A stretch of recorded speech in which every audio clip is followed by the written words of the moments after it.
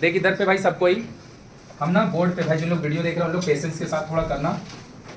हम लोग पढ़ने जा रहे हैं केमिकल कैलकुलेशन, लेकिन ये पढ़ने के लिए कुछ कुछ चीज़ों का जरूरत है, वो हम लोग सबसे पहले थोड़ा डिस्कस कर ले रहे हैं। तो इसीलिए क्वेश्चन जो हम लोग को मिलेगा वो कम से कम 15-20 मिनट बाद मिलेगा। देख हम लोग ना कुछ रेडिकल्स लिखे हैं, और इधर पे जितना रेडिकल्स लिखे हैं ना, पहला बात ये कम हम लिखें, इससे और ज़्यादा लिखना हमको चाहिए, क्योंकि इससे ज़्यादा का 10 क्लास को इससे ज़्यादा आना चाहिए। लेकिन ना यूज़ इतना भी नहीं होगा।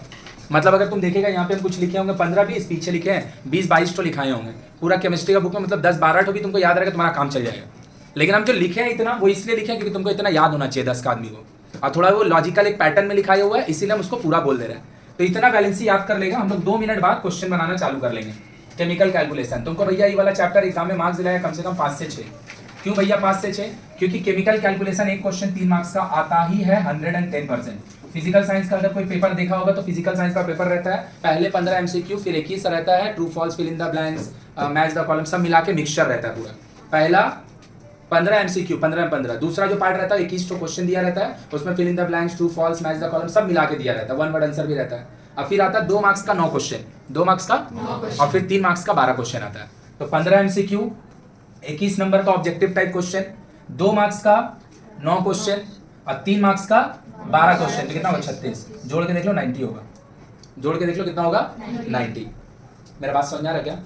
अब भाई यहाँ पर ये जो 90 में ना ऊपर का जो 2 क्वेश्चन ही कंपलसरी रहता है, मतलब 15 करना 21 करना। यहाँ ना 2 मार्क्स का ना 9 क्वेश्चन रहता है, लेकिन 9 पीस क्वेश्चन नहीं रहता है, क्वेश्चन थोड़ा ज्यादा दिया रहता है। लेकिन इट इज नॉट लाइक कि, थोड़ा सा पेपर ही बताते रहे भाई जो लोग वीडियो देख रहे हैं, इट इज नॉट लाइक कि तुमको 12 क्वेश्चन दे दिया बोला नोट बनाओ, नहीं ऐसे नहीं देता। वो एक पर्टिकुलर क्वेश्चन में ही ऑप्शन दे देगा, लाइक कि क्वेश्चन नंबर 1 उसमें कोई ऑप्शन नहीं दिया, वो दिया है तुमको लिखना ही है। 2 में क्या कर दिया, 2 क्वेश्चन दे दिया और करके, मतलब ये लिखो चाहे ये लिखो। समझ में आ रहा मेरा बात? क्वेश्चन 9 पीसी रहेगा, बट कुछ कुछ क्वेश्चंस में ऑप्शन रहता है, और वो सारा में रहता है 4-5 में रहता है। फिर 3 मार्क्स का जो 12 क्वेश्चन है, यहाँ पे 20 क्वेश्चन नहीं देगा, 18 क्वेश्चन है, 15 क्वेश्चन नहीं देगा, क्वेश्चन 12 ही होगा, लेकिन कुछ कुछ क्वेश्चन में ऑप्शन रहता है, कुछ कुछ क्वेश्चन में ऑप्शन। मेरा बात समझना है? और वो जो ऑप्शन तुम्हारा क्वेश्चन में रहता है ना, उसमें से केमिकल कैलकुलेशन एक क्वेश्चन है जो एकदम 3 मार्क्स का सेकंड क्वेश्चन एकदम केमिकल कैलकुलेशन का रहता है, लेकिन उसका ऑप्शन भी केमिकल कैलकुलेशन से ही रहता है। मतलब 2 क्वेश्चन केमिकल कैलकुलेशन का दे देगा, तुमको एक तो बनाना रहेगा। मतलब अगर तुमको केमिकल कैलकुलेशन नहीं आता, तुम्हारा 3 नंबर पक्का ही छूटेगा, क्योंकि ऑप्शन में दूसरा चैप्टर से नहीं दे रहा, उसी चैप्टर से दे रहा है। बोल समझा अभी? और ऑब्जेक्टिव में 2-3 मार्क्स तुमको मिल ही जाएगा, जो 36 मार्क्स ऊपर का है ना, 2-3 क्वेश्चन मिल ही जाएगा गारंटी। तो तुम्हारा मिला जुला के कम से कम 5-6 नंबर तो तुमको केमिकल कैलकुलेशन दिला ही देगा। तो हम लोग को क्या चाहिए? हमको ज्यादा नहीं चाहिए, हमको इतना थोड़ा सा रेडिकल चाहिए। जैसे अगर तुम देखेगा सल्फेट, इसको हम लोग ना SO4 बोलते हैं। SO4 इसका ना वैलेंसी 2 होता है, इसका वैलेंसी। तो देखना जब भी ना तुम सल्फेट से ना सल्फाइट में जाएगा, तो जब भी कोई भी रेडिकल का फॉर्मूला में ATA अवेलेबल है और तुम ATE वाला नाम को ITE वाला नाम से रिप्लेस करेगा, तो उसका ना ऑक्सीजन एक पीस घट जाता है, लेकिन ना उसका वैलेंसी में कोई चेंज नहीं होता। तो देखो सल्फेट का फॉर्मूला SO4 वैलेंसी 2, सल्फाइट का फॉर्मूला SO3 लेकिन वैलेंसी 2। जैसे यहां तुम देखेगा फॉस्फेट है, फॉस्फेट इसका फॉर्मूला होता है PO4, फॉर्मूला होता है PO4 वैलेंसी है 3। यहाँ पे क्या है? फॉस्फाइट, फॉस्फाइट ATE वाला नाम को ITE से चेंज किया, तो उसका फॉर्मूला PO4 से, लेकिन वैलेंसी में कोई चेंज। ये हम नहीं बोले, लैंग्वेज ऑफ केमिस्ट्री एक चैप्टर वो बोलता है, हम नहीं बोल रहे, मेरा बोलने से थोड़ी होगा। ये है नाइट्रेट, लो एक ऑक्सीजन कम हो गया ना, तो नाइट्रेट वाला नाम जो है वो नाइट्राइट हो गया, लेकिन वैलेंसी चेंज। तो F5 से phosphate PO4, phosphate phosphite PO3। अगर तुमको फॉस्फेट का वैलेंसी पता है, तुमको फॉस्फाइट का ही पता है, क्योंकि दोनों का वैलेंसी सेम है। अब आया, याद कर लेगा इसको, खाली इसको याद करना, बाकी सबको लॉजिक से याद करना। अब यहां तुम फॉस्फेट से फॉस्फाइट में आ गया, सल्फेट से सल्फाइट में आ गया, अब आया बाई सल्फेट। जब भी किसी भी रेडिकल के साथ बाई वर्ड सामने में आ जाएगा, तो उससे हाइड्रोजन जुड़ जाता है, उसमें कौन जुड़ जाएगा? और हाइड्रोजन अगर जुड़ता है ना, तो उसका वैलेंसी एक डाउन चल जाता है, उसका वैलेंसी एक डाउन चल जाता है। तो ले भैया सल्फेट का फॉर्मूला SO4, तो बाई सल्फेट का फॉर्मूला क्या होगा? HSO। इसका वैलेंसी कितना हो जाएगा? ये कितना हो जाएगा? तो भैया सल्फाइट का फॉर्मूला SO3, बाई सल्फाइट का फॉर्मूला HSO3, वैलेंसी। तो कार्बोनेट का फॉर्मूला CO3, तो बाई कार्बोनेट का फॉर्मूला CO3, और इसका जो भी वैलेंसी होगा इससे वैलेंसी। फॉस्फेट का फॉर्मूला PO4, तो बाई फॉस्फेट का फॉर्मूला वैलेंसी एक डाउन, वैलेंसी एक। तो किसी भी रेडिकल का जो भी वैलेंसी है और उसका जो भी फॉर्मूला है, अगर आप उसका फॉर्मूला में बाई वर्ड ऐड कर दीजिएगा तो उसमें H आ जाएगा और वैलेंसी 1 घट जाएगा। तो अगर हम बोले मेरा भाई कि सल्फेट का फॉर्मूला क्या है, SO4 क्या है और उसका वैलेंसी है 2, तो बाई सल्फेट का क्या होगा फॉर्मूला, HSO4 वैलेंसी 1। मतलब वैलेंसी खाली किसका याद करना जो एकदम टॉप में है, sulphate SO4, by sulphate HSO4। Sulphate का जो भी वैलेंसी होगा बाई सल्फेट का 1 कम होगा। Phosphate PO4, phosphite PO3। जब फेट से फाइट वाला में नाम में आएंगे, फेट से ऑक्सीजन घटता है, वैलेंसी नहीं चेंज होता है। लेकिन अगर किसी भी रेडिकल का साथ अगर बाई आ जाएगा, बाई आने से उसमें आएगा H और वैलेंसी 1। मतलब तुमको क्या बोले पता है, सब याद करने की कोई जरूरत नहीं है, खाली इसको याद करो, अब बाकी सबको लॉजिकली याद करो। क्योंकि यहां पर हम बहुत मिनिमम लिखे हैं, इसमें से लगभग थोड़ा बहुत सब यूज होगा। मेरा बात समझ में आया, थोड़ा बहुत लगभग सब यूज होगा। उसके बाद है अमोनियम। अमोनियम को हम लोग बोलते हैं NH4, इसका वैलेंसी 1 होता है, NH4 इसका वैलेंसी 1। बोल कोई दिक्कत है मेरा भाई? तो sulphate, sulphide, bisulphate, bisulphide, carbonate, bicarbonate, phosphate, phosphide, phosphide, ये क्या होता है हम बता रहे हैं। फिर बाइफॉस्फेट, नाइट्रेट, नाइट्राइट, नाइट्राइट। बोलो कोई दिक्कत है? और थोड़ा सा हम लिखाएंगे, मैक्सिमम और 7-8 को लिखाएंगे, इससे ज्यादा नहीं लिखाएंगे। और तुम देख फिर से मेरा भाई यहाँ पे केटोन लिखे देख लो, ये 5 चेक 4 में से 1 को मिटा दिए, 4 में से 4 हम याद नहीं करने बोल रहे हैं। 1 को याद करो, लॉजिक फॉलो करो। जो सल्फेट का फॉर्मूला होगा, सल्फाइड में ऑक्सीजन घटेगा, वैलेंसी नहीं घटेगा। तो अगर हम बोलेंगे ना क्लोरेट, क्लोरेट तुमको नहीं पता इसका, हमको पता है, हम लिख दिए ClO3, ClO, तुमको नहीं पता इसका वैलेंसी, हमको पता, हम लिख दिए 1। तो क्लोराइट क्या होगा? बस यही बात तो हम बोल रहे हैं, क्लोराइट ClO वैलेंसी में नो चेंज, वैलेंसी में अभी आया कि ऊपर से हमको और थोड़ा सा लगेगा जरूरत, लेकिन अभी जितना हम रेडिकल लिखे हैं वो एकदम मिनिमम लिखे हैं। बोल क्लियर है? अमोनियम लिख लो, तुम लोग का नहीं लिखा होगा, हाइड्रोक्साइड OH होता है। अभी हम बहुत मिनिमम लिखे, इतना मेरा काम नहीं होगा, हमको पहले से पता है। मेरे को कम से कम 4-5 तो और लिखाना होगा, तो इतना याद कर लेना। और याद फिर से बोले, लॉजिकली याद करो। फेट से फाइट वाला नाम में आएंगे, ऑक्सीजन घटेगा, वैलेंसी नहीं घटेगा, और बाई वर्ड ऐड करेंगे तो हाइड्रोजन आ जाएगा। आई सबको हम लोग बाई फॉस्फेट का साथ साथ हाइड्रोजन फॉस्फेट भी बोलते हैं। मतलब बाई वर्ड यूज कर सकते हैं इसके लिए, और बाई अगर नहीं यूज करेंगे तो हाइड्रोजन वर्ड यूज कर सकते हैं। लिख लिया, hydroxide OH valency 1, ammonium NH4 valency 1। तो भले तुमको देख के लग रहा हो कि भैया 20-25 तो लिख दिए, 25 तो लिखे भी नहीं, 20 तो लिख दिए, लेकिन तुमको याद 4-5 तो ही करना है। अब बाकी सबको लॉजिकली। और 1 से लेके 20 तक लिखा गया, 1 से लेके 20 तक 1 एटॉमिक नंबर होता है हाइड्रोजन का, 20 एटॉमिक नंबर होता है कैल्शियम का। 1 एटॉमिक नंबर हाइड्रोजन का, 20 एटॉमिक नंबर, 1 से लेके 20 तक एटॉमिक नंबर का, एटॉमिक नंबर और मास नंबर याद चाहिए हमको। एटॉमिक नंबर, मास नंबर याद चाहिए, उसका वैलेंसी के साथ। इतना में हम तुमको पूरा केमिस्ट्री पढ़ा देंगे। सही है? जिन लोगों को पीरियोडिक टेबल याद है बहुत बढ़िया बात, जिसको नहीं याद है कोई दिक्कत नहीं है। 1 से लेके 20 तक, क्योंकि अभी हम लोग केमिस्ट्री पढ़ेंगे। और फिर मेरा भाई तुमको कुछ समझ में नहीं आएगा, जो हम याद करने बोल रहे नहीं करेगा, नहीं याद होगा, एकदम नहीं समझेगा। हर साल आदमी लोग याद करता है तो वो लिखता है, उसका रिजल्ट भैया प्रमाण है। तुम नहीं याद करेगा, नहीं लिख पाएगा, अब वो टोटल अप टू यू है, टोटल तुम्हारे ऊपर डिपेंड करता है। केमिस्ट्री में भाई ICSE का रिजल्ट निकला, केमिस्ट्री में 5-6 जो उनका ना 99 मार्क्स आया। वेस्ट बंगाल बोर्ड में फिजिकल साइंस में 90 हाईएस्ट है, या फिर एक जन का शायद 93 है, मैथ्स में 98 हाईएस्ट है, लाइफ साइंस में 98 हाईएस्ट है। अब ICSE का तो रिजल्ट देख ही लिया होगा, सब सब्जेक्ट में 100 हाईएस्ट है। तो इसमें मेरा कुछ नहीं है, सामने वाला पढ़ा होगा, लेकिन 5% तो हम क्रेडिट ले ही सकते हैं कि भैया सामने वाला अपना 95% मेहनत किया होगा, 5% तो हम कुछ सिखाए होंगे उसको। समझ में आया? तो भाई जो बता रहे वैसे याद कर ले, जो बता रहे वैसे सीख ले, जो डेटा हमको चाहिए उनको याद करके दे दो, हम तुमको सिखा देंगे, याद करवा देंगे, लिखने के लिए रेडी कर देंगे, वो मेरा है। तो हमको क्या चाहिए? 1 से लेकर 20 तक एटॉमिक नंबर और मास नंबर एलिमेंट का और उसका वैलेंसी, और जितना थोड़ा सा रेडिकल लिखना बस उतना रेडिकल का वैलेंसी। और भी सारा रेडिकल को याद नहीं करना है, लॉजिकली टॉप वाला को याद करो, अब सब में लॉजिक फॉलो करो। बोल मेरा बात समझा? तो देख इतना में हम पढ़ा देंगे और हमको कुछ नहीं लगेगा। तो अब हम लोग क्या बोल रहे हैं, अब ना हम लोग थोड़ा सा मोल कॉन्सेप्ट चालू कर रहे हैं। इससे सबसे पहले मोल कॉन्सेप्ट के पहले एक वर्ड आया जिसको हम लोग बोलते हैं एवोगाड्रोस लॉ या फिर एवोगाड्रोस हाइपोथेसिस। अगर हम बोलेंगे कि ई रूम में नाइट्रोजन गैस है, तो याद रखेगा ना, नाइट्रोजन गैस अगर ये रूम में होगा ना तो वो N नहीं होगा, वो N2 होगा, क्योंकि N को हम लोग एटम बोलते हैं और N2 जो होता है नहीं है मॉलिक्यूल होता है। तो एटम और मॉलिक्यूल में भैया फर्क क्या है? एटम किसी भी एलिमेंट का सबसे स्मॉलेस्ट पार्ट है।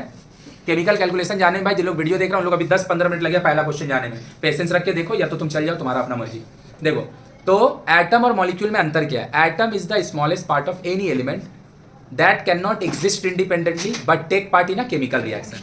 किसी भी एलिमेंट का जो सबसे छोटा पार्ट होता है वो एटम होता है, उससे छोटा कुछ नहीं हो सकता है, लेकिन वो नेचर में अकेले एग्जिस्ट नहीं कर सकता, अकेले रह नहीं सकता है, लेकिन रिएक्शन में पार्टिसिपेट करता है। और मॉलिक्यूल का है भैया, molecule is also the smallest part of any element, लेकिन एटम के कंपेयर में तो बड़ा है। ये अकेले रह सकता है, एग्जिस्ट करता है, लेकिन ये रिएक्शन में पार्टिसिपेट देख लो, रिएक्शन ये पार्टिसिपेट नहीं करता मॉलिक्यूल, लेकिन एग्जिस्ट अकेले करता है। ये एग्जिस्ट अकेले नहीं करेगा, लेकिन रिएक्शन में पार्टिसिपेट करेगा। ये अकेले रहेगा नहीं, लेकिन तो भैया अगर हम बात करें, देख ध्यान से, जैसे हम लोग का बॉडी का सबसे यूनिट, सबसे छोटा यूनिट का होता है सेल। एक तो सिंगल सेल, फिर डिवाइड होता है, 2 बनता है, 4 बनता है, ऐसे तुम्हारा बॉडी का ग्रोथ होता है। तो सबसे छोटा unit of any living body is cell. Element में वही सबसे छोटा कौन होता है? एटम। अब डाल्टन का अंदर जाएंगे तो फिर इसमें भी बहुत बात चेंज होगा, लेकिन अभी के लिए सबसे छोटा। और जब 2 या 3 तो सेल जब लिविंग बीइंग में बनता है, तो दोनों मिलके, तीनों मिलके, 2 तो 3 तो 4 तो सेल अगर आपस में कंबाइन कर जाए, क्या बनता है? Tissue. When 2 or more cell combine together they form tissue। तो वही जो टिश्यू है ना, एटम मतलब लिविंग बीइंग का हिसाब से सेल का जैसा बिहेवियर दिखा रहा है, और मॉलिक्यूल जो है ना वो थोड़ा थोड़ा मतलब आपका जब 2 या 2 से ज्यादा एटम आपस में कंबाइन करता है तो मॉलिक्यूल बनाता है। कैसे याद रखेंगे? रूम के अंदर भैया एन जो है, ये रूम के अंदर एन जो है वो एटम है या मॉलिक्यूल फॉर्म में? N2 है कि N है? N2 है, N नहीं है।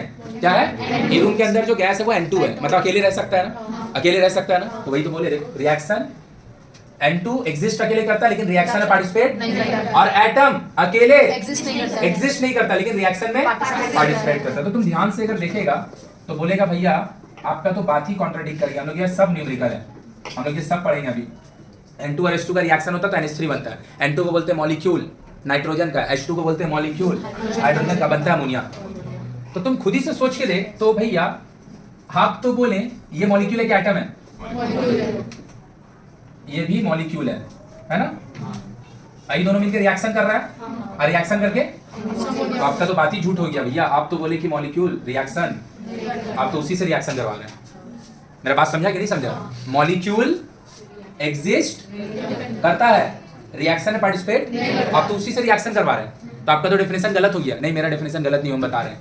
नाइट्रोजन का ना 2 एटम मिलता है, 2 एटम जब N का मिलता है तो N2 मॉलिक्यूल बनता है। ये दोनों मिलकर ना ट्रिपल बॉन्ड से जुटा होता है। ये वाला हम लोग केमिकल बॉन्डिंग में पढ़ चुके हैं, जिसको नहीं आता कोई बात नहीं। अभी मान लो 3 बॉन्ड से जुटा है, मतलब 2 है ना रे भाई, तो जुटा हुआ क्यों रहेगा? जुटा हुआ इसलिए रहता है क्योंकि दोनों के बीच में ट्रिपल बॉन्ड होता है, दोनों के बीच में ट्रिपल बॉन्ड इसलिए होता है क्योंकि नाइट्रोजन का वैलेंसी 3 है, हाइड्रोजन भी सिंगल बॉन्ड, सिंस इसका वैलेंसी 1 है तो सिंगल बॉन्ड से, तो 2 नाइट्रोजन ट्रिपल बॉन्ड से आपस में बनता है, 2 हाइड्रोजन दोनों सिंगल बॉन्ड से बना है।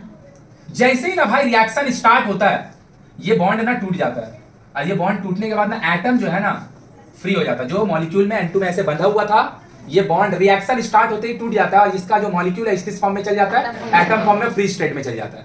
सेम रिएक्शन स्टार्ट होगा, इसका हाइड्रोजन ऐसे करके टूटेगा और अलग हो जाएगा। मेरा आया कि ऊपर से बात? तो देख, तो मॉलिक्यूल बॉन्ड ब्रेक करके किस फॉर्म में चल गया? एटम फॉर्म में। तो ऐसा क्या N2 का एक मॉलिक्यूल होगा रूम के अंदर? भैया असंख्य होगा, तुम तो जोड़ भी नहीं सकता, इतना ज्यादा है। तो जैसे ही और N2 आएगा, और H2 आएगा, और N2 आएगा, और H2 आएगा, तो ऐसे ढेर सारा H2 मिलेगा, और ढेर सारा, और वो अपना बॉन्ड ब्रेक करके मॉलिक्यूलर फॉर्म से किस फॉर्म में चल जाएगा? किस फॉर्म में चल जाएगा? और जैसे वो एटम फॉर्म में जाएगा, एक नाइट्रोजन 3 हाइड्रोजन को पकड़ेगा और क्या बना लेगा? अमोनिया। एक नाइट्रोजन 3 हाइड्रोजन को पकड़ेगा और क्या बना लेगा? तो देखो रिएक्टेंट साइड का बॉन्ड ब्रेक हो रहा है, मॉलिक्यूल किस फॉर्म में जा रहा है? एटॉमिक फॉर्म में जा रहा है, और फिर एटम रिएक्शन करके क्या बना रहा है? कुछ नया चीज बना रहा है। तो रिएक्शन में एक्चुअली एटम पार्टिसिपेट कर रहा है कि मॉलिक्यूल कर रहा है? एटम कर रहा है। रिएक्शन को ओरिजिनेट स्टार्ट कौन कर रहा है? वो मॉलिक्यूल कर रहा है। क्यों? क्योंकि अगर हमको अमोनिया बनाना है तो हमको लगेगा नाइट्रोजन और हाइड्रोजन। मेरा पास तो भैया ये चीज नेचर में मिलता ही नहीं है कि ये दोनों का आप रिएक्शन कर दीजिएगा, आप बोलिएगा हम अमोनिया बना देंगे, भाई ये तो मिलता ही नहीं है। तो जो चीज मिलवे नहीं करेगा उससे बनाएगा का? तो स्टार्ट कौन कर रहा है? लेकिन ये पार्टिसिपेट नहीं कर रहा है, ये अपना बॉन्ड ब्रेक करके किस फॉर्म में जाएगा? और एटम जाके फिर रिएक्शन करता, मॉलिक्यूल रिएक्शन नहीं करता। बोलो मेरा बात समझ में आया? तो भैया N और N2 में क्या फर्क है? N is the atom of N is the atom of nitrogen, N2 is the तो इसी को हम लोग बोलते हैं डायएटॉमिक। क्या बोलते हैं? डायएटॉमिक का मतलब होता है ऐसा मॉलिक्यूल जिसको बनाने में किसी भी एलिमेंट का 2 एटम लगता है। ऐसा मॉलिक्यूल जिसको बनाने में उसका 2 पीस एटम लगता है, उसको हम लोग बोलते हैं डायटॉमिक। तो जितना भी गैसेज होता है सब डायटॉमिक होता है, इसीलिए तुम हाइड्रोजन को लिखता है H2, नाइट्रोजन को लिखता है N2, ऑक्सीजन को लिखता है O2, क्लोरीन को लिखता है Cl2। जितना भी नॉन मेटल का गैसेज है सब डायटॉमिक होता है। डायटॉमिक का मतलब उसका एक मॉलिक्यूल बनाने में 2 एटम लगेगा, एक मॉलिक्यूल बनाने में। और मेटल सब मोनो एटॉमिक होता है। मोनो एटॉमिक का क्या मतलब है कि उसका मॉलिक्यूल बनाने में एक ही एटम लगेगा। मतलब उसका पता है एटम का भी फॉर्मूला मेटल का सोडियम Na होगा और उसका मॉलिक्यूल का ही फॉर्मूला। एल्युमिनियम का एटम का भी फॉर्मूला Al होगा और मॉलिक्यूल का ही फॉर्मूला Al होगा, क्योंकि जो मेटल सब होता है वो सब मोनो एटॉमिक होता है। मोनो एटॉमिक मतलब उसका एक मॉलिक्यूल बनाने में एक ही एटम लगेगा। डाई एटॉमिक का मतलब एक मॉलिक्यूल बनाएंगे, जैसे ओजोन, उसको बोलते हैं ट्राई एटॉमिक। ओजोन को क्या बोलते हैं? मतलब बनाना तो है एक मॉलिक्यूल लेकिन लग रहा है कितना एटम। तो भैया जो ये O3 है, this is not oxygen gas, सांस लेने वाला, ब्रीदिंग वाला, दिस इज ओजोन गैस जो हम लोग को यूवी रेस से प्रोटेक्ट करता है। तो ओजोन गैस क्या है? ट्राई एटॉमिक है। ट्राई एटॉमिक मतलब उसका एक मॉलिक्यूल बनाने में 3 एटम लगेगा। उसी हिसाब से होता है टेट्रा एटॉमिक। टेट्रा एटॉमिक का मतलब एक मॉलिक्यूल बनाने में वो फास्फोरस होता है, लेकिन ये अभी यूज नहीं होगा। अभी हम लोग को कहीं फास्फोरस दिखेगा तो हम लोग पी ही लिखेंगे। 11 क्लास में जाएगा ना तो पी का जगह P4 लिखना चालू कर देंगे। फिर एक कुछ चीज होता है जिसको बोलते हैं ऑक्टा एटॉमिक। ऑक्टा मतलब 8 होता है, मतलब एक मॉलिक्यूल अगर आपको चाहिए 8 तो आपको एटम लगेगा, वो सल्फर होता है। बोलो क्लियर है? तो मेटल जितना भी होता है सब मोनो एटॉमिक होता है और गैसेस जितना भी होता है सब डाई एटॉमिक मोस्टली। इसीलिए अगर हमको कहीं पे नाइट्रोजन लिख के मिलेगा तो हम N2 लिखेंगे, लेकिन अगर सोडियम लिख के मिलेगा तो Na लिखेंगे। सोडियम लिख के मिलेगा तो Na लिखेंगे। अगर हमको कहीं पे ऑक्सीजन लिख के मिलेगा तो O2 लिखेंगे, लेकिन अगर हमको कहीं मैग्नीशियम लिख के मिलेगा तो Mg। मेटल रहेगा तो मोनो एटॉमिक और गैसेस रहेगा तो दिस इज सबसे छोटा पार्ट एटम जो कि एग्जिस्ट, लेकिन रिएक्शन में यही आदमी पार्टिसिपेट करता है। कैसे? क्योंकि बॉन्ड ब्रेक होने के बाद मॉलिक्यूल किस फॉर्म में चल जाएगा। तो लिख लो एटम और मॉलिक्यूल का डेफिनेशन लिख लो। देखो ध्यान से, इधर हो गया। देख तो कोई बात नहीं है, जाके याद कर लेगा। एटॉमिक नंबर फिर से अब हम बनाने जा रहे हैं, जो तुम्हारा 3 मार्क्स का क्वेश्चन आता है एग्जाम में। अभी भी बहुत सारा बात बताने का है, जैसे जैसे क्वेश्चन में आएगा, क्योंकि ये chapter is only about numerical. देखो इधर, this chapter is only about numerical. तो जैसे जैसे नया न्यूमेरिकल में नया बात आएगा हम तुमको बता दें। रुक जा भाई, देख इधर। तो तुमको क्या चाहिए फिर से लेके 1 से लेके 20 तक एटॉमिक नंबर का, एटॉमिक नंबर और मास नंबर। 1 से लेके 20 तक जो भी एटॉमिक नंबर वाला एलिमेंट है उसका वैलेंसी, और स्टार्टिंग में जो थोड़ा सा रेडिकल बोले उतना। इतना में पूरा केमिस्ट्री खत्म कर देंगे। पूरा chapter 8 is not one chapter, chapter 8 is 1.8.1 से लेके 8.6 तक है। ये पूरा केमिस्ट्री हम पढ़ा देंगे इतना ही में समझा के। मेरा बात समझ में आया? उतना तुमको याद होना चाहिए, क्योंकि तुम सोचिए ना, हम तुमको बोलेंगे 5 छोड़ो, क्वेश्चन में करते हैं। देखो क्वेश्चन आता कैसा है एग्जाम में, अब क्वेश्चन बनाते कैसे। फिर से जिन लोगों को नहीं याद है फिर से बोले। हाइड्रोजन का एटॉमिक नंबर 1, कैल्शियम का एटॉमिक नंबर 20। 1 से लेके 20 तक का एटॉमिक नंबर एलिमेंट का चाहिए और उसका मास नंबर। मास नंबर तुमको नहीं भी याद रहेगा ना, एग्जाम में मास नंबर प्रोवाइड कर देता है, लेकिन ना इसका कोई सियोरिटी नहीं रहता है। कई बार देता है, कई बार नहीं देता है। नहीं देगा फंस जाएगा। और दूसरा रेडिकल तो तुमको याद होना ही चाहिए, क्योंकि रेडिकल अगर नहीं जानेगा ना तो इक्वेशन ही नहीं लिख पाएगा। तो ये क्वेश्चन हम लोग बनाते कैसे हैं, हम लोग पहला क्वेश्चन एकदम करने जा रहे हैं 3 मार्क्स का, जो तुमको एग्जाम में 3 मार्क्स दिलाएगा और एकदम इजी होता है। कैसे? ध्यान से देखेगा। 10 अलग अलग क्वेश्चन कराएंगे, उसी से एग्जाम में आपको कुछ नहीं आएगा। बोल रहा है find the weight of O2 produced when 1.1 to 2.5 gram of KClO3 जिसका नाम है पोटेशियम क्लोराइड इज हीटेड। देख कभी भी याद रखेगा रिएक्शन इसमें आएगा का, इसमें तुमको रिएक्शन लिखना पड़ेगा। तो भैया आप रिएक्शन कैसे लिखेंगे, हमको नहीं लिखने आता। अरे भाई हम सिखाएंगे। दूसरा, हम तुमको अलग अलग लगभग 7-8 क्वेश्चन करवाएंगे हम 20-25 क्वेश्चन, लेकिन इक्वेशन अलग अलग 8 आएगा। जैसे ये जो भी रिएक्शन देगा इसी के ऊपर 5 क्वेश्चन बनाएंगे। तो 5 थोड़ी क्वेश्चन तो एक ही ना हुआ, खाली यहाँ पे 122 का जगह 100 कर देंगे, पूरा सेम रखेंगे। तो दूसरा क्वेश्चन थोड़ी सेम ही क्वेश्चन है। तो अलग अलग 7-8 रिएक्शन लिख देंगे, उसी से एग्जाम में आएगा। बनाने का तरीका क्या है, क्वेश्चन में ना जो चीज प्रोड्यूस होता है वो हमेशा क्या होता है बोलते भाई, प्रोडक्ट है ना। और जो चीज रिक्वायर्ड होता है वो हमेशा होता है। तो रिएक्टेंट और प्रोडक्ट तुमको कभी भी क्वेश्चन में देगा नहीं, तुमको उसको खुद ही समझना पड़ेगा कि कौन उसमें से रिएक्टेंट है और कौन उसमें से प्रोडक्ट है। अभी हम लिखाएंगे। सबसे पहला काम तुमको क्वेश्चन पढ़ के समझना पड़ेगा कि जो रिएक्शन दिया है उसमें रिएक्टेंट कौन है और प्रोडक्ट कौन है। काम नंबर 1। काम नंबर 2 क्या है क्वेश्चन बनाने का, अगर रिएक्टेंट है तो भैया वो हमेशा क्वेश्चन में दे देगा, लेकिन उसका प्रोडक्ट काका बनेगा वो कई बार क्वेश्चन में देगा, कई बार क्वेश्चन में नहीं। तो तुमको पता होना चाहिए कि उसका प्रोडक्ट में काका बनेगा। या फिर मान ले कि जैसे प्रोडक्ट बन रहा है राइट साइड में 3 ठो, तुमको क्वेश्चन में इंफॉर्मेशन खाली 1 ठो का ही दिया हुआ है, तो तुमको खुद पता होना चाहिए कि 2 ठो काका आएगा। बोलेगा इतना हम कैसे सोचेंगे, अरे भाई बार बार तो बोल ही रहे हैं, हम जो 8 ठो लिखाएंगे उसी से आएगा, दूसरा नहीं आएगा, तो हम तो लिख दे रहे हैं, तब तो याद कर ही लेगा। तो पहला reaction read the question, observe the question and identify which one is reactant and which one is. दूसरा रिएक्टेंट होगा तो सारा का सारा दे देगा, प्रोडक्ट में क्या होगा भैया, सारा नहीं देगा। तो अगर सारा प्रोडक्ट दे दिया तो बहुत बढ़िया, अगर नहीं दिया तो तुमको खुद आइडेंटिफाई करना पड़ेगा कि ई वाला रिएक्शन में अगर ये रिएक्टेंट यूज हो रहा है तो उसका प्रोडक्ट क्या हो सकता है। क्लियर है, दो बात क्लियर। थर्ड काम है रिएक्शन जो दिया रहेगा उसको हमको बैलेंस करना पड़ेगा, मतलब उसका रिएक्टेंट और प्रोडक्ट साइड में एलिमेंट का क्वांटिटी सेम होना चाहिए, एटम का क्वांटिटी, मतलब हम उसको बैलेंस करेंगे। और उसके बाद हम लोग यूनिटरी मेथड लगाएंगे। कैसे, ध्यान से देखो क्या बोल रहा है what find the weight of O2 produce. अरे भैया जो प्रोड्यूस होगा राइट ही साइड में ना होगा, जो प्रोड्यूस होगा वो व्हेन 122.5 ग्राम ऑफ KClO3, इसका नाम होता है पोटेशियम क्लोरेट ClO3। बैलेंसी याद रखना ही पड़ेगा क्योंकि ये वाला नहीं देगा फॉर्मूला, तुमको देगा इसका नाम, तो ये नाम से तुमको पोटेशियम क्लोरेट लिखने आना चाहिए, नहीं तो बस यहीं पे हो गया खत्म 3 नंबर। और ऐसे करके 3-3 नंबर करके तुमको पता ही नहीं चलेगा, तुम्हारा 50 नंबर क्लियर हो जाएगा। इसीलिए जो बोल रहे हैं याद कर लो एकदम अच्छा से। तो क्लोरेट का फॉर्मूला होता है ClO3 और इसका वैलेंसी होता है ClO3 और इसका वैलेंसी होता है, और तुमको लिखने का दे रहा है पोटेशियम, तो पोटेशियम होता है K, क्लोरेट होता है ClO, तो पोटेशियम का वैलेंसी 1 होता है, क्लोरेट का वैलेंसी, तो पोटेशियम क्लोरेट का जो फॉर्मूला होगा वो होगा KClO। तो फिर से find the weight of O2, तो साफ साफ बोल दे रहा ना, O2 जो होगा वो प्रोडक्ट होगा, O2 जो होगा when 122.5 gram of potassium chlorate is. तो तू सोच के देख, तो तुम रिएक्टेंट को कभी गर्म करेगा कि प्रोडक्ट को गर्म करेंगे? रिएक्टेंट करा, प्रोडक्ट तो बनता है रे भाई। तुम एक तो ग्लास में कोई एक चेंबर में कुछ लिया और लेके उसको गर्म करना चालू किया, तो वो रिएक्टेंट होगा कि प्रोडक्ट होगा? रिएक्टेंट ना होगा। तो जो चीज तुम हीट कर रहा है वो क्या चीज है, मतलब यहाँ पे रिएक्टेंट में किसको बोल रहा है पता है? पोटेशियम क्लोरेट को, पोटेशियम।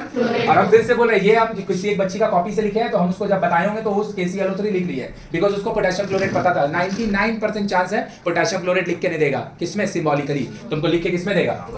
नाम लिख के देगा। तो तुमको सबसे पहले लिखने आना चाहिए कि पोटेशियम क्लोरेट लिखाता कैसे। तो पोटेशियम होता है K, क्लोरेट होता है ClO3, दोनों का वैलेंसी होता है 1। तो पोटेशियम, और वो कौन है मेरा रिएक्टेंट? कौन है मेरा? और ऑक्सीजन को तो एकदम क्लियर कट बोल दे रहा है, कौन है मेरा? तब तू खुद से ही सोच के देख, वही बात हम तुमको बोले। सबसे पहले read the question and observe कि उसमें रिएक्टेंट कौन है और रिएक्टेंट जितना होगा हमेशा क्वेश्चन में सारा दे देगा, लेकिन प्रोडक्ट सारा कभी नहीं देगा। तो तुमको पहचानना पड़ेगा कि ये वाला रिएक्शन अगर हुआ है तो उसका ये तो प्रोडक्ट है, इसके साथ और कौन आ सकता है। तो अभी हम फिर से तेरे को बता रहे, तू खुद से ही सोच के देख, अगर KClO3 को गर्म करेगा तो क्या खाली ये कभी बन सकता है? तो ये दो वाला आदमी कहाँ चल जाएगा? तो एक्चुअली जब हम लोग KClO3 को गर्म करते हैं तो मेरे को दो चीज मिलता है, एक मिलता है KCl जिसका नाम है पोटेशियम क्लोराइड, और दूसरा है ऑक्सीजन, दूसरा है। तो when KClO3 is heated potassium chloride भी बनता है, और तो उन लोग खाली इंफॉर्मेशन में क्या दिया है? O2 दिया है, प्रोडक्ट में क्या बन रहा है?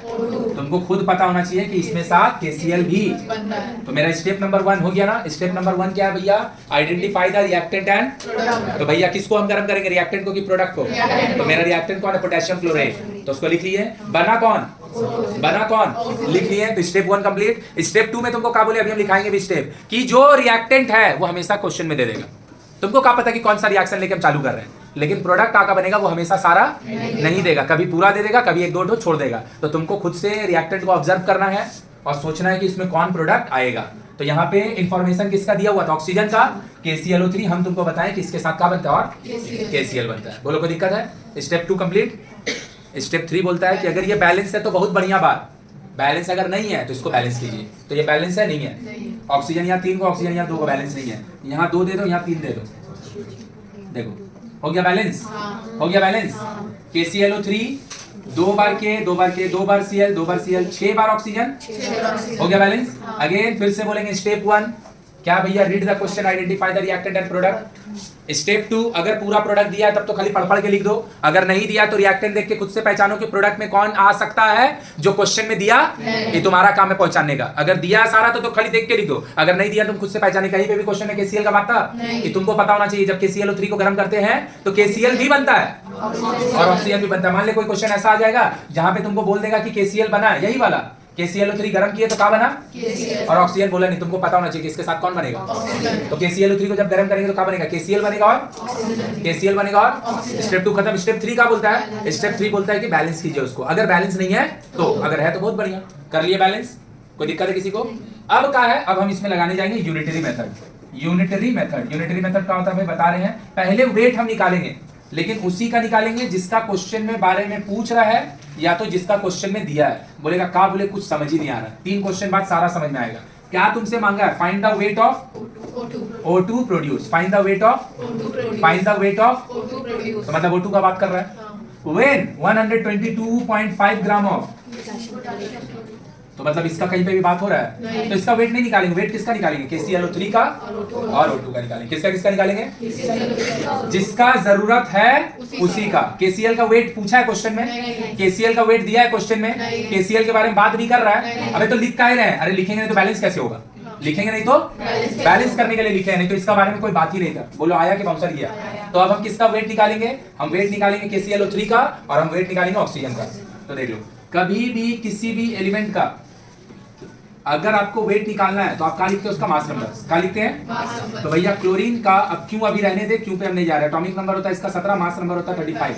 लेकिन कभी भी ना कोई भी एलिमेंट का या कंपाउंड का वेट निकालने के लिए तुम जाएगा और उसमें अगर क्लोरीन इन्वॉल्व हो गया तो उसका ना 35.5 लिखना। क्यों लिखना अभी छोड़ दो, फिर उसमें जाएंगे फिर 15 मिनट लग जाएगा, बस 35 का जगह 35.5। तो पोटेशियम का होता 1939। एग्जाम में ये दे देता है, लेकिन कब देगा कब नहीं देगा ये हमको नहीं पता है, इसीलिए हम बार बार बोल रहे हैं, तुमको याद होना चाहिए। ऑक्सीजन का 16, ठीक है, नहीं दे देता है मास नंबर, लेकिन कब देगा कब नहीं देगा तुमको पता नहीं, इसीलिए तुम याद रखो। तो पोटेशियम का कितना 30 पक्का, क्लोरीन का 35 ऑक्सीजन 16 इंटू 2 लिखे, ये तीनों को मल्टीप्लाई करेंगे, हमको सीन्स पता है इसीलिए हम डायरेक्ट लिख दे रहे हैं 122 पॉइंट, ये दोनों को मल्टीप्लाई करेंगे 245 ग्राम। कितना इजी है देखेगा, 3 लिखे ऑक्सीजन 16 इंटू, अरे भैया ये 3 क्यों लिखे, 3 ही वाला के लिए लिखे, तो 16 इंटू 3 दिस 96। अब देख यूनिटरी मेथड यहाँ पे क्या है, देख अगर मेरा पास, पहला क्वेश्चन, अगर मेरा पास KClO3 245 ग्राम होता अगर, तो ना ऑक्सीजन 96 ग्राम बनता। कितना बनता, लेकिन तुम्हारा पास तो उतना है ही नहीं है, तुम जो KClO3 को गर्म कर रहा है वो 245 ग्राम गर्म कर रहा है, तुम तो 122.5 ग्राम गर्म कर रहा है ना, तो ये का उतना बनेगा कि कम बनेगा, अरे भैया आधा बनेगा, 48 आंसर होगा। क्या होगा, देख कैसे, फिर से देख ध्यान से। अगर मान ले कि भैया कुछ रेसिपी हम देख रहे हैं कुछ खाने पकाने का यूट्यूब में, और वो आदमी मान ले कि 1 kg मैदा लिया और 1 kg का मैदा का रिस्पेक्ट में कुछ समझा रहा है कि 1 kg अगर मैदा लीजिएगा तो आपको भैया घी 50 ग्राम देना होगा, ये 20 ग्राम देना होगा, ये 10 ग्राम ऐसे कुछ देना होगा। अब तुम्हारा घर में तो 1 kg अगर आप मैदा लीजिएगा उससे कुछ खाने का चीज बनाएगा तो 20 ग्राम आपको घी लेना पड़ेगा, तो आपका ऑथेंटिक सही से बनेगा। अब तुम्हारा घर में आदमी कम तो 500 ग्राम मैदा लेगा, तो तू 20 ग्राम थोड़ी घी डाल देगा, तो 10 ग्राम डालेगा। तुम्हारा घर में अगर आदमी ज्यादा है, तुमको 5 kg मैदा का जरूरत पड़ गया, तो तुम 20 ग्राम थोड़ी डालेगा घी, तुमको 100 ग्राम डाल, यही तो, इसी को तो यूनिटरी मेथड बोलते हैं। तो वो मेरे को क्या बोल रहा है, देख बैलेंस केमिकल इक्वेशन के हिसाब से वो मेरे को बता के चल गया कि भैया 245 ग्राम अगर आप KClO3 को गर्म करवाइएगा तो आपको 96 ग्राम ऑक्सीजन मिल जाएगा। अब आप कितना को गर्म कर रहे हैं, KClO3 को, उसको आप अपना मन से चेंज करते रहो, तो यहाँ का भी रिजल्ट चेंज होता रहेगा। जैसे भैया हम यहाँ पर 22.4 ग्राम ही KClO3 लिए, तो ये 96 ग्राम बन जाएगा भाई। रिएक्टेंट तुम्हारा 24.5 ही ग्राम है। कोई भी केमिकल रिएक्शन जो होता है हमेशा बैलेंस होता है, मतलब लेफ्ट में जितना मास होता है राइट में भी कंबाइनली उतना ही मास होगा। तो तुम 24.5 ग्राम ही KClO3 लेगा तो 96 ग्राम कहां से बन जाएगा। तो तुम क्या ले रहा, देखो तुम्हारा पास जो जनरल स्टेटमेंट है, दैट जनरल स्टेटमेंट इज 245 ग्राम के रेस्पेक्ट में, 245 ग्राम के रेस्पेक्ट में आपका 96 ग्राम बनेगा। 245 ग्राम के रेस्पेक्ट में ये तुमको बैलेंस करके हम लिख के दे दिए। अब तुम इसको घुमाते रहो, ये भी घूमते रहेगा। मेरा बात समझ में आया कि नहीं आया? इसी को हम लोग क्या बोलते हैं, यूनिटरी। और ये वाला जो स्टेटमेंट है ना, इसको हम लोग बोलते हैं जनरल स्टेटमेंट। जनरल स्टेटमेंट क्या है, व्हेन 245 ग्राम ऑफ KClO3, बात नहीं करो एकदम, KClO3 इज हीटेड, क्योंकि एकदम बेसिक क्वेश्चन करा है। 96 ग्राम ऑफ O2 इज, ये जनरल स्टेटमेंट है। जनरल स्टेटमेंट क्या है भैया, जनरल स्टेटमेंट उसको बोलेंगे जो मेरे को बैलेंस केमिकल इक्वेशन के हिसाब से लिख के देके चल गया। अब आप जैसे जैसे इसका क्वांटिटी चेंज कीजिएगा, अरे चेंज होगा ना, इसका लिए यूनिटरी मेथड लगा लो। यूनिटरी मेथड क्या बोलता है, जो चीज आपको चाहिए वो राइट में होना चाहिए। यहां से हम दो स्टेटमेंट बोल सकते हैं क्या, when 245 gram of potassium chloride is heated 96 gram of oxygen is produce, हाँ या ना।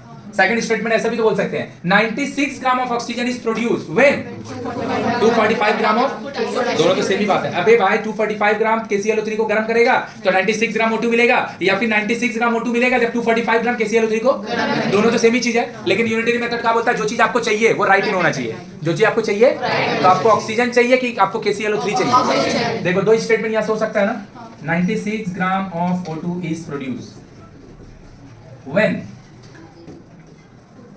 245 ग्राम ऑफ KClO3 इज, दोनों स्टेटमेंट एकदम सही है। लेकिन क्वेश्चन का पार्टी किसका रिक्वायरमेंट पता है, इसका, क्योंकि आपसे मांगा किसका जा रहा है, तो जो मांगा जाता है यूनिटरी मेथड बोलता है वही राइट में होना चाहिए। जो मांगा जाता है वो, तो ये नहीं चलेगा, ये गलत नहीं है ये।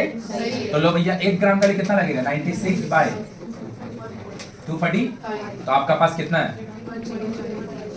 96 बाय इनटू, ये एक बार में कटेगा, ये दो बार में कटेगा, एक बार में कटेगा 40, मतलब आपका जो ऑक्सीजन बनेगा वो 48 ग्राम बनेगा। कितना बनेगा, फिर से हम बोल रहे लास्ट बार, अब हम इसको छापेंगे फिर दूसरा क्वेश्चन मिलेगा। तुमको देख के लगेगा ना कि बहुत इजी है, हाँ ये है, लेकिन पता है ये कब, जब तुमको KClO3 लिखने आता होगा। आया कि ऊपर से गया, जब तुमको पता होगा KClO3 को गर्म करने से KCl के ऑक्सीजन के साथ KCl भी बनता है।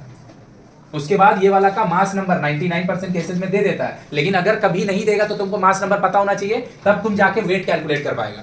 तुमको क्या लग रहा है पता है, खाली ये वाला क्वेश्चन है, तो तुमको लग रहा है ये तो बहुत इजी चीज है। 245 ग्राम में 96 ग्राम बन रहा है, 246 ग्राम में 45 में, और आपको कितना दिया है 122 पॉइंट, मतलब आधा ले रहा है। जो अभी एग्जांपल दिया मैदा वाला, 1 kg मैदा का अगर सामान है तो 20 ग्राम उसमें तुम डाल रहा है कोई एक सामान घी, तुम भैया तुम्हारा घर में कमा दिए तो 500 ग्राम मैदा लिया तो 10 ग्राम डाल दिया। तुमको लग रहा है वही खाली क्वेश्चन है, वो क्वेश्चन नहीं है। क्वेश्चन यहाँ से स्टार्ट हो रहा है। सबसे पहला काम है रिएक्टेंट को पहचान के, रिएक्टेंट को पहचान के रिएक्टेंट और प्रोडक्ट लिखना, उसका फॉर्मूला आना।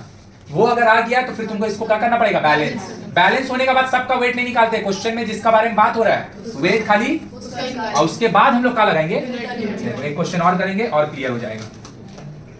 क्या लिखा है, हाँ देखो तो क्या दिया क्वेश्चन में, ऊपर वाला क्वेश्चन बना रहे हैं, दिख जा रहा है क्या, दिख जा रहा है ना, देखो बोल रहा है how many gram of H2 will be produce, हो गया H2 बोल रहा product, how many gram of, कभी भी वो H2 नहीं बोलेगा, वो हाइड्रोजन बोलेगा। ये हम अपने से टाइप करवाएं इसीलिए H2 लिख दिए हैं, वहां पे होना चाहिए और तुमको पता होना चाहिए कि भैया गैसेस जो होता है डाई एटॉमिक होता है, इसलिए हाइड्रोजन का मतलब H नहीं होगा, लेकिन सोडियम का मतलब Na होगा क्योंकि मोनो एटॉमिक होता है।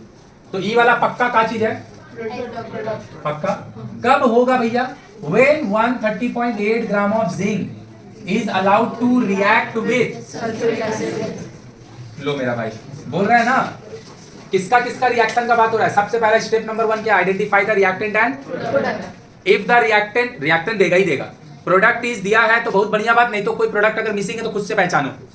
उसके बाद वेट, वो सब सारा एलिमेंट का कंपाउंड का निकालिए जिसका क्वेश्चन में बात हो रहा है, और जिसका बात नहीं हो रहा उसको छोड़ दीजिए।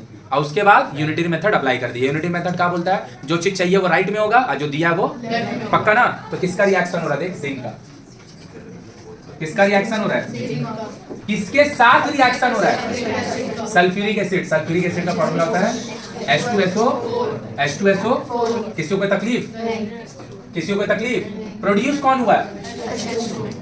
अब तुम खुद से ही सोच के देख लो मेरा भाई, बोलो नहीं, देख लो, तुमको लग रहा है दोनों का रिएक्शन और खाली ये बनेगा, कभी हो सकता है ये, तो यहाँ पे होगा रिएक्शन किसका, देखो ऐसे रिएक्शन होता है, ये एक पार्ट, इसका एक पार्ट और एक दो पार्ट, मतलब इसमें तो एक ही आदमी है, इसमें दो आदमी, एक आदमी है हाइड्रोजन और एक आदमी है सल्फेट। ये पूरा as a whole single unit है, क्योंकि ये एक रेडिकल है। तो देख हमेशा रिएक्शन कैसे होता है, फर्स्ट पार्ट का रिएक्शन सेकंड पार्ट से होता है। तो इसका रिएक्शन पता है किससे होगा, SO4, और जिंक का वैलेंसी 2 होता है। कितना होता है, कितना होता है, तो जिंक का वैलेंसी 2 और सल्फेट का 2 लिख के आए हैं। सल्फेट का 2, तो पता है दोनों का रिएक्शन होता है, तो बनता है ZnSO4। क्या बनता है, देख जो ये रेड करके तुमको दिखाए ना और पिंक सर्कल कर दे रहे, यही वाला चीज तुमको खुद से लिखना है, यही वाला चीज तुमको खुद से लिखना है। क्योंकि देख वहां पे तुमको बोल दिया Zn का रिएक्शन हो रहा है, तुमको बोल दिया Zn का रिएक्शन किसके साथ हो रहा है, सल्फ्यूरिक एसिड के साथ हो रहा है। तुमको बोल दिया हाइड्रोजन प्रोड्यूस हुआ है, जिंक सल्फेट तो कहीं पे है ही नहीं है। अरे काच नाम होगा इसका, पक्का ये कहीं पे भी है, यही तुमको पहचानने आना चाहिए कि दोनों का जब रिएक्शन होगा तो साथ में जिंक सल्फेट भी।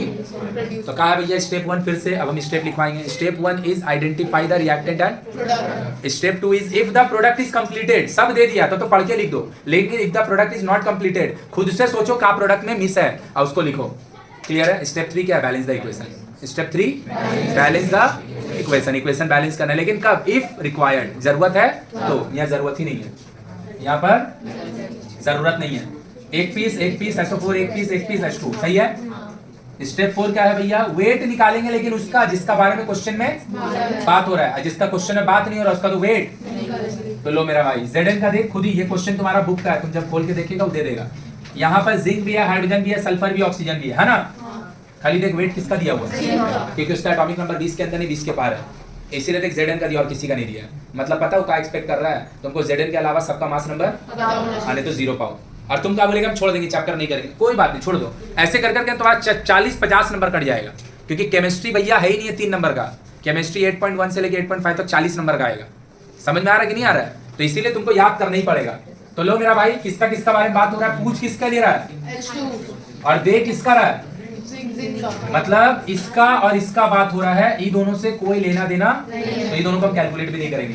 तो Zn का वेट कितना दिया? हम नहीं बोले, वो लोग दिया है 65.4 और H2 कितना हो जाएगा? 1 into 2 ग्राम।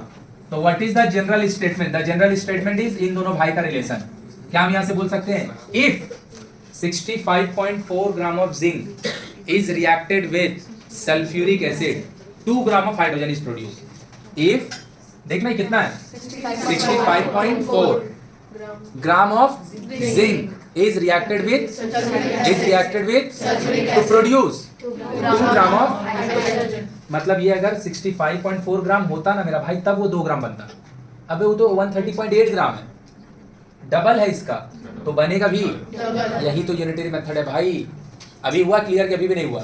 अगर ये इतना होता तो इतना बनता। ये कहां से आया? साइलेंट करो। ये कहां से आया? जनरल स्टेटमेंट है। जनरल स्टेटमेंट कहां से आएगा? जो इक्वेशन दिया है वो बैलेंस करके आएगा, जो इक्वेशन उसका बैलेंस से आएगा। और क्वेश्चन में जैसे जैसे इसको चेंज करते रहेगा आंसर भी। अब यहाँ पे हम 2 स्टेटमेंट बोल सकते हैं, बोल तो 65.4 ग्राम of zinc is reacted with two produce 2 gram of, या फिर रिवर्स का बोल सकते हैं 2 gram of hydrogen is produce 2 gram of hydrogen is produce when 65.4 gram of zinc is reacted with sulphuric acid. तो कौन सा स्टेटमेंट हम लिखेंगे? पहला वाला, जिसमें हाइड्रोजन कहां होगा? हाइड्रोजन। तो देखो क्या लिख रहे, देखो 65.4 gram of Zn is reacted with sulfuric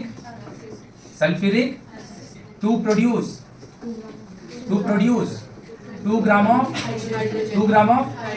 अगर ये 1 ग्राम लीजिएगा तो कितना बनेगा? लेकिन ये तो आपके पास 130 पॉइंट, तो कितना बनेगा? 2 बाई 4 ग्राम। बोलाया? फिर से हम वही बात जो हम सिर से रिपीट कर रहे हैं, वही सेम बात फिर से रिपीट कर रहे हैं कि तुमको लग रहा है खाली ये क्वेश्चन है, तो भैया तुम बहुत बड़ा गलतफहमी में है। ये क्वेश्चन नहीं है, क्वेश्चन है इसका रिएक्शन लिखना, क्वेश्चन है उसके बाद उसको बैलेंस करना, क्वेश्चन है उसके बाद उसको वेट निकालो जिसका बारे में क्वेश्चन में बात हो रहा है। किसके बारे में बात हो रहा है? 2 जन का, हाइड्रोजन का, और उसके बाद यूनिटरी मेथड अप्लाई करना। मतलब ये सबसे इजी पार्ट है। क्यों? क्योंकि जब आपके पास 65.4 ग्राम जिंक होगा तो आपको हाइड्रोजन कितना मिलेगा? हाँ या ना? सही बात। लेकिन ये आपका पास भैया देखो 130.8 है, डबल दिया ना, तो ये जो बनेगा वो भी अबे तो इसमें बनाने का ही तो 4 ग्राम ऐसे ही हो जाना है। इसके लिए तो कुछ लिखना ही नहीं है, ये काम ही नहीं है। काम है फिर से क्या चीज का? रिएक्शन लिखना, उसको बैलेंस करना, प्रोडक्ट अगर नहीं है तो उसको गेस करना। तो अभी हम लोग अलग अलग क्वेश्चन बनाए 2, अब हम लोग 3rd बनाने जा रहे हैं, है ना? क्या लिखा है मेरा भाई? 3rd नंबर को पढ़ो। ऊपर वाला बोलते, ऊपर वाला क्यों नहीं बता रहे हैं? वही रिएक्शन है, खाली उसका मैग्नीट्यूड वैल्यू चेंज कर दिया ना, वही, और कुछ नहीं है। खाली मैग्नीट्यूड वगैरह चेंज कर दिया है, नहीं तो और कुछ नहीं है। चलो देखो क्या बोल रहा है मेरा भाई। बोल रहा how much quantity of lime stone, very good, how much quantity of lime stone will be required. हो गया, बात खत्म। रिक्वायर्ड हमेशा रिएक्टेंट के साथ होगा, प्रोडक्ट के साथ होगा। अबे रिक्वायर्ड मतलब होता है जरूरत होना, जरूरत जो तुमको होगा रिएक्टेंट होगा प्रोडक्ट का होगा। प्रोडक्ट तुम्हारा हाथ में कितना बनेगा, वो तो उसको जितना बनना बनेगा। रिक्वायरमेंट किसका होगा, रिएक्टेंट का कि प्रोडक्ट का? रिएक्टेंट की प्रोडक्ट। थोड़ा बुद्धि तो लगा। हम बोल रहे हैं मेरे को 5 kg कार्बन डाइऑक्साइड बनाना है, तो कितना कार्बन लगेगा, तो लगेगा बट किसके लिए आएगा, रिक्वायर्ड। रिक्वायर्ड का चीज होगा हमेशा।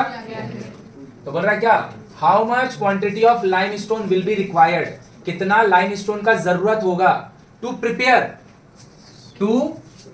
यहाँ सी होगा, हाँ, to prepare 80 kg of quick lime. रुक जाओ, बोलो नहीं, जिसको आता है बोलो नहीं। देख, सबसे पहला काम क्या बोले हैं क्वेश्चन में, identify the reactant and, 3 question बन गया, आइडेंटिफाई द रिएक्टेंट एंड। तो रिएक्टेंट में किसको बोल रहा है, लाइमस्टोन। प्रोडक्ट में किसको बोल रहा है, वो। प्रिपेयर वर्ड किसके लिए आएगा, प्रोडक्ट के लिए। रिक्वायर्ड किसके लिए आएगा, रिक्वायर्ड मतलब जरूरत है। तो काची का जरूरत है, तुमको रिएक्शन चालू करना है, एक चेंबर लेना है, सिलिंड्रिकल वेसल लेना है, उसमें 2-3 को सामान डाल देना, उसको गर्म करना है। तो गर्म करने के लिए रिएक्टेंट लगेगा ना, उसी को तो रिक्वायरमेंट बोलते हैं। जरूरत को क्या बोलते हैं, तो रिक्वायरमेंट का रिएक्टेंट का होगा, प्रोडक्ट का होगा। अब रिक्वायरमेंट जो है तो रिएक्टेंट का, प्रोडक्ट बनेगा। तो क्या बोल रहा है, किसका रिक्वायरमेंट है और कहाँ प्रिपेयर करना है, कितना केजी, 80 kg। अब तुमको लाइम स्टोन ही नहीं लिखने आता, बस हो गया क्वेश्चन, ये 3 नंबर चल गया। समझ में आया कि नहीं समझ में आया। और ये सब ऐसा नहीं है कि चैप्टर हम छोड़ देंगे तो फिर अरे भैया लाइमस्टोन फिर से घूम के आएगा, जब HCl चैप्टर पढ़ेगा लाइमस्टोन फिर से पढ़ घूम के आएगा, जब अमोनिया पढ़ेगा। तो तेरा एक चैप्टर नहीं है। इफ यू आर अवॉइडिंग कि हम नहीं याद करेंगे, हम ढीठ है, तो तुम जो अवॉइड करने का मोड में जा रहा है ना, तो तुम हर चैप्टर अवॉइड कर रहा है। समझ में आया कि नहीं आया, तुम केमिस्ट्री को अवॉइड कर रहा है। इसीलिए जो चीज नया नया आ रहा है उसको लिख लिख के याद करते जाना, जो अभी पढ़ेगा वही बाद में काम आएगा। तो लाइमस्टोन बोलते हैं हम लोग CaCO3 को, लाइमस्टोन बोलते हैं हम लोग, कैल्शियम कार्बोनेट को बोलते हैं लाइमस्टोन।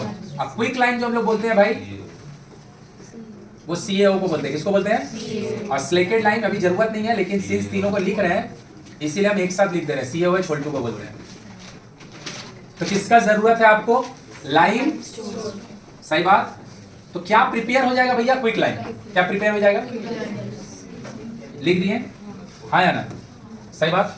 अब तुमको लग रहा है CaCO3 को अगर हम गर्म करेंगे, खाली Ca बन के रुक जाएगा, कार्बन कहाँ जाएगा, कार्बन कहाँ जाएगा। तो एक्चुअली हम लोग CaCO3 को गर्म करते हैं, CaCO3 को गर्म करते हैं तो CaO और CO2 बनता है। CaO भी बनता है, यही वाला देख जो हम अलग कलर से लिखे जानबूझ के, ये वाला हम खुद से समझे। बोले कहाँ से समझे, तो आपको याद है भैया, हम तो बार बार बोल ही रहे, हम जो बोल रहे वही आएगा। जो 8 क्वेश्चन इक्वेशन देंगे वही आएगा, खाली नंबर चेंज होगा, लेकिन जो दिए हैं उसके अलावा दूसरा इक्वेशन नहीं लिखना पड़ेगा, इसका गारंटी है। तो ये वाला तुम याद रखो कि जब लाइमस्टोन को गर्म करते हैं तो CaO बनता है। कई सारा क्वेश्चन में क्या करेगा वो, ये तुमको दे देगा और वो वाला को तुम गेस कर रहा होगा। बोलो आया। तो रिएक्टेंट यहाँ पे कौन है, लाइमस्टोन। प्रोडक्ट यहाँ पे कौन है, क्विक लाइम। और उसके साथ बनेगा कौन, कार्बन डाइऑक्साइड। हम खुद से सोचे हैं, खत्म। स्टेप 1 रिएक्टेंट और प्रोडक्ट को पहचानो। स्टेप 2 अगर सारा प्रोडक्ट दिया तो बहुत बढ़िया, नहीं दिया तो गेस करके लिखो, नहीं गेस करके लिख रहा याद करके लिखो, जो करके लिखना लिखो। स्टेप 3 का है बैलेंस करो, अगर जरूरत है तो बैलेंस लगेगा। ये बैलेंस है, बैलेंस है। Ca 1 पीस हो, C 2 पीस हो, सही है, बैलेंस है। तो बैलेंस का जरूरत, बैलेंस का जरूरत। अब हम लोग देखेंगे कि किसका वैल्यू मांग रहा है और किसका वैल्यू दिया है। तो हाउ मच क्वांटिटी ऑफ, इसका मांग रहा है, सच बात, हाँ या नहीं। Required to prepare 80 kg of, इसका दे रहा है। मतलब इन दोनों का बात हो रहा है, कार्बन डाइऑक्साइड का कहीं पे बात बोला आया कि ऊपर से किया। तो चलिए भैया लिखते हैं कैल्शियम कार्बोनेट, कैल्शियम का 40, Ca का एग्जाम में दे देगा, Ca का 40 होता है, कार्बन 12 होता है, ऑक्सीजन 16 होता है। याद करने इसलिए बोल रहे हैं कि अगर बाई चांस नहीं दिया तो तुम सीख के भी छोड़ देगा। प्लस ऑक्सीजन 16 × 3 100 ग्राम, 100 क्विक लाइन 50 40 प्लस 50। इससे जो स्टेटमेंट बनेगा हम देखेंगे कि इन दोनों का बात तो हो रहा है, बात नहीं करो, लेकिन तुमको जो निकालने के लिए दिया वो CaCO3 दिया है या Ca जो निकालने देगा राइट में होगा। तो यहाँ से हम 2 स्टेटमेंट बोल सकते हैं। Statement 1 100 gram of calcium carbonate is when reacted और heated 56 gram of CaO is, एक स्टेटमेंट। सेकेंड स्टेटमेंट का होगा 56 gram of CaO will be produce when 100 gram of CaCO3 will be heated. समझ में गया ना। तो अब हमको कौन सा स्टेटमेंट लगेगा, जो हमको निकालना है वो राइट में होना चाहिए, तो उसके हिसाब से सेकंड लगेगा। खत्म। कौन सा लगेगा, कौन सा लगेगा, सेकंड। कोई दिक्कत। तो हम स्टेटमेंट क्या दे रहे हैं, 56 gram of CaO is heated, sorry, produce when 100 gram of CaCO3 is, देख ये कौन सा स्टेटमेंट है, ये वाला स्टेटमेंट को हम लोग जनरल स्टेटमेंट बोल रहे हैं। What do you mean by general statement? General statement का मतलब जो आपको बैलेंस करके दिया है उससे जो रिलेशन आ रहा है, जो आपको उससे जो रिलेशन आ रहा है, और आप अपना मैग्नीट्यूड को वेरी करते रहिए, आपका आंसर भी वेरी करेगा। जैसे हम क्या बोले, वही सेम यूट्यूब वाला कुछ खाने का सामान देखा, तो यूट्यूब में जो आदमी था वो आदमी आके बोल के चल गया भैया 1 kg के लिए 20 ग्राम आपको सामान लगेगा, वो बोल के चल गया, वो जनरल स्टेटमेंट है। अब तुम अपना हिसाब से जैसे जैसे क्वांटिटी चेंज करेगा मैदा का, तुम्हारा घी का भी क्वांटिटी चेंज होता रहेगा, घी का क्वांटिटी चेंज करेगा तो वो मैदा का भी। ये 13 चेंजेस है। वो 1 kg के रिस्पेक्ट में बोल के गया, वो 1 kg के रिस्पेक्ट में बोल के गया, तो ये वाला मेरा बैलेंस इक्वेशन से आया ना, तो ये मेरे लिए कैसा स्टेटमेंट है। अब हम जैसे जैसे मैग्नीट्यूड वैरी कराएंगे, चाहे CaO का वैरी कराएंगे तो CaCO3 का वैरी करेगा, और CaCO3 का वैरी करवाएंगे तो मतलब ये क्वेश्चन अगर होता और तुमको खाली पूछता how much limestone will be required to prepare 56 gram of calcium oxide, quick line, answer हो जाता 100 ग्राम। क्योंकि जब तुम तो जो लिख के दिया ना, वो देखो जनरल स्टेटमेंट के ही लिए लिख के दिया, आया कि ऊपर से गया। यही क्वेश्चन फिर से, अगर यही क्वेश्चन वो होता, अब अगर थोड़ा सा भी किसी को समझ में आया है, अगर क्विक लाइम 112 ग्राम बनते हो, कितना बनता है 200 ग्राम लेते, देखिए डबल बना ना। अरे इसी को बोलते हैं डायरेक्टली प्रोपोर्शनल, और इसी को बोलते हैं यूनिटरी मेथड। एक डबल होगा, दूसरा भी डबल होगा, एक हाफ होगा, एक 5 टाइम्स, दूसरा 5 टाइम्स, एक 1/5 होगा तो दूसरा भी। इसी को हम लोग बोलते हैं यूनिटरी मेथड या फिर डायरेक्टली प्रोपोर्शनल। तो ये कितना बनाया है, लो भैया आपका जो रिलेशन है वो ग्राम में है, आई भाई लोग जो रिलेशन दे रहा हो किसमें दे रहा है, केजी में, तो चेंज कर लो। तो 1 ग्राम क्विक लाइम में कितना बनेगा मेरा भाई, देख ले 100/50 आया। और CaO पता है भैया ग्राम में नहीं 80 kg है, तो हम इसको बोल सकते हैं 80, सही ना। अभी हम दो चीज करेंगे, देखो 80 किस में है, ग्राम में है ना, केजी में है ना, ग्राम करने के लिए आया कि ऊपर से चल गया, तो मेरा आंसर क्या हो जाएगा 100/,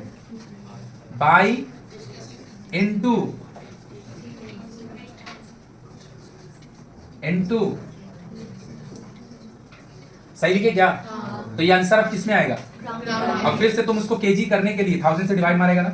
तो देख पहले केजी को ग्राम करने के लिए 1000 से मल्टी, और फिर ग्राम में आंसर आ रहा था, उसको केजी बनाने के लिए 1000 से हमें, तो ये कर ही क्यों, इसको हटा ही दे सीधा, आया कि ऊपर से चल गया। हम बोल रहे हैं मेरे को क्वेश्चन में कितना दिया, ये ये किसमें दे रहा है, तो हम पहले केजी को ग्राम बनाने के लिए 1000 से मल्टी, अब पूरा आंसर ग्राम में चल गया, और फिर उसको केजी करने के लिए 1000 से, तो ये करने का जरूरत है, ना ही तो मल्टीप्लाई करो, ना ही तो जो आंसर आएगा वही आ जाएगा तुम्हारा केजी में। आया कि नहीं आया, तो अभी दोनों को अगर मल्टीप्लाई करें 20 बार में कटेगा, ये 14 बार में कटेगा, ये 2, ये 10, 1000 sorry 7, 1000 divided by 7, 1000 divided by 7, सही लिखे, एक बार में पकड़ेगा 7, 3 0 2 28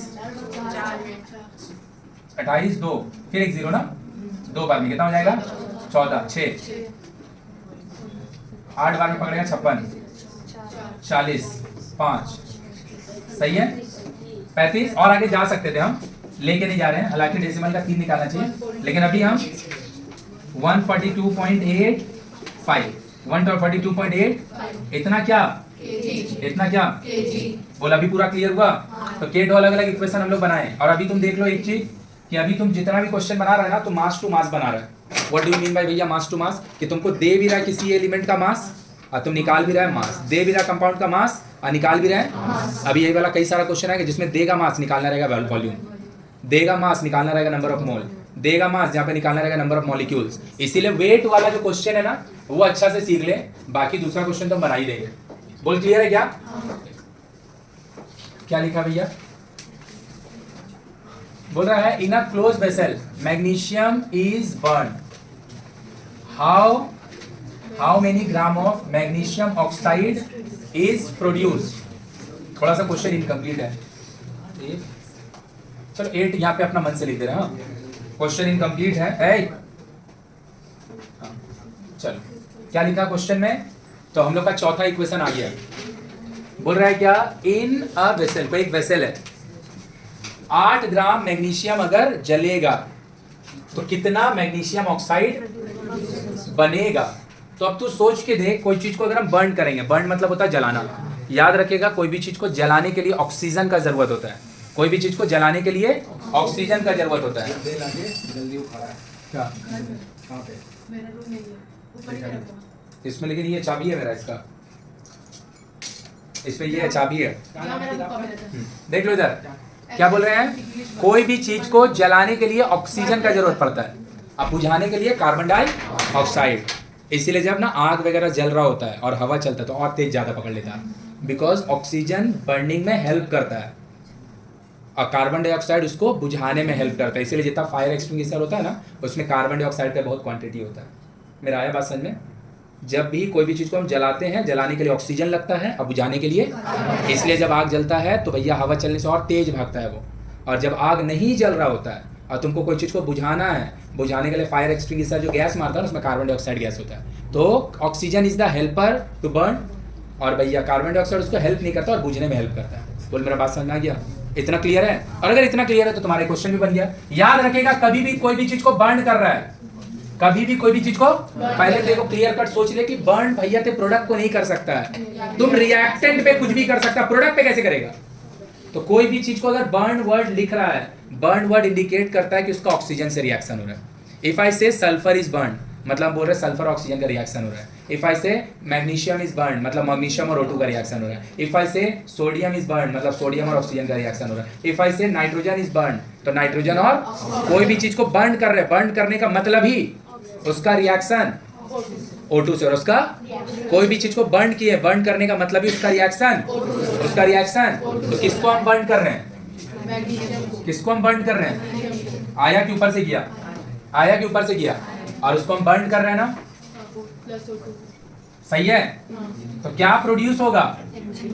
मैग्नीशियम, मैग्नीशियम, मैग्नीशियम का वैलेंसी होता है 2 और ऑक्सीजन का वैलेंसी, तो जो मैग्नीशियम ऑक्साइड है ना उसका फॉर्मूला होगा Mg। एक भी, रुक जा बात नहीं कर, एक भी रिएक्शन में, बार बार बोल रहे हैं, एक भी रिएक्शन में तुमको कंपाउंड का फॉर्मूला लिख के नहीं देगा। कंपाउंड का फॉर्मूला नहीं लिखने आता मतलब 3 नंबर छूट गया। फिर से हम बोल रहे हैं, तो मैग्नीशियम का वैलेंसी भी 2 होता है, ऑक्सीजन का वैलेंसी भी, तो मैग्नीशियम ऑक्साइड का फॉर्मूला होगा MgO। क्या होगा? दूसरा, अगर रिएक्टेंट कंप्लीट नहीं है या तो प्रोडक्ट कंप्लीट नहीं है, तो तुम खुद से सोचो, तो तुम बोलेगा भैया आप तो बोले रिएक्टेंट हमेशा पूरा देगा, प्रोडक्ट कोई छोड़ेगा, तो आपको तो नहीं दिया। अरे भाई दिया है, बर्न बोल दिया मतलब ऑक्सीजन है, बर्न बोल दिया मतलब ऑक्सीजन है। बर्न जो है वो किसको इंडिकेट कर रहा है? रिएक्शन विद, रिएक्शन विद, बोलो पूरा क्लियर है? तो step 1 identify the reactant, magnesium is burn, मतलब मैग्नीशियम का रिएक्शन कहाँ बना, कोई दिक्कत? स्टेप 2 जो एब्सेंट है उसको खोजो, कोई एब्सेंट नहीं है, सब दिया हुआ है। स्टेप 3 बैलेंस करो, अगर बैलेंस, बैलेंस नहीं है, खत्म। स्टेप 4 में हम लोग क्या करते हैं, उन सब का वेट निकालेंगे जिसका क्वेश्चन में जरूरत या तो प्रोवाइड किया या तो मांगा है। तो प्रोवाइड किसका किया है, प्रोवाइड किसका किया है, अब मांग किसका रहा है, मतलब बीच में पता ऑक्सीजन का वेट तुम निकालो नहीं निकालो कोई फर्क, तो लो भैया मैग्नीशियम पता है क्या होता है, 12-24 क्या होता है, और 2 है ना इसका सामने, लिख के फिर से दे देगा एग्जाम में, नहीं भी देगा वो अपना उसका मर्जी। तो कितना हो गया, 24 × 2 48 ग्राम। आइए हो गया, 2 लिखे मैग्नीशियम, ऑक्सीजन 2 × और ये वाला बैलेंस करके जो स्टेटमेंट बनता है इसी को हम लोग क्या बोलते हैं, जनरल स्टेटमेंट। इसका काम मतलब अगर 48 ग्राम मैग्नीशियम को बर्न करेंगे तो 80 ग्राम मैग्नीशियम ऑक्साइड, ये जनरल स्टेटमेंट जो यूट्यूबर बोल के गया। अब हम अपने आप से वैरी करेंगे क्वांटिटी, तो जो रिजल्ट है वो भी। अब यहाँ से हम 2 स्टेटमेंट बोल सकते हैं, बोल सकते हैं मैग्नीशियम इज बर्न कितना gram, 48 gram, when 48 gram of magnesium is burn 80 gram of. दूसरा हम बोल सकते हैं when 80 gram of MgO will be produced when 48 gram of magnesium is. तब तुम खुद ही देखो तुमको चाहिए किसका मास, तो कहाँ होगा, जो चाहिए वो, तब ये स्टेटमेंट में रखा होगा when 48 gram of Mg is burn, सही बात। 80 gram of MgO will be produce, सही बात। 1 ग्राम 80 बाई 48, सही बात, सही बात। कितना ग्राम हम लिए हैं? यहाँ कुछ और था दिख नहीं रहा इसीलिए हम 8 लेके बना दे रहे हैं। तो कितना होगा 80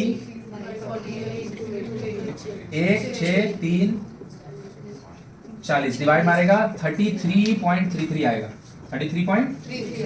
33 मतलब if you have 48 gram of, देख इधर, if you have 48 gram of magnesium then you will be getting, तब तेरे को मिलेगा मेरा भाई। लेकिन ये तुम्हारा पास 80 ग्राम 48 ग्राम है ही नहीं, तुम्हारे पास सिर्फ, तो ये इतना नहीं बनेगा, ये 13 पॉइंट बोल। अभी पूरा क्लियर हुआ कि अभी में नहीं हुआ? फिर से हम जो क्वेश्चन बना रहे हैं this is only based on mass to mass. Mass to mass easy calculation है, mass to mole, mass to volume, mass to molecules, वो थोड़ा सा समझने में और लगेगा। और वही हम लोग जब समझाएंगे तो हम तुमको पहले एवोगाड्रो हाइपोथेसिस बताएंगे। एवोगाड्रो हाइपोथेसिस का होता है मोलर वॉल्यूम, जो आते आते हम लोग लिखे, लेकिन बताए नहीं ना क्यों पता है? क्योंकि मोल पे हम क्वेश्चन ज्यादा बना ही नहीं रहे। सब में देख, दे भी रहे वेट, मांग भी रहे। मोल पे बात किए, वॉल्यूम पे बात किए, जब इस सब पे बात ही नहीं हो रहा तो उसका जरूरत ही नहीं पड़ेगा। बोलो क्लियर है? चलो जल्दी जल्दी KCl3 पहले बनाए ना। चलो पहले स्टेप लिख लो, जो जो स्टेप है लिखो, दिखाएंगे जल्दी से लिखो, इसी को लिखो।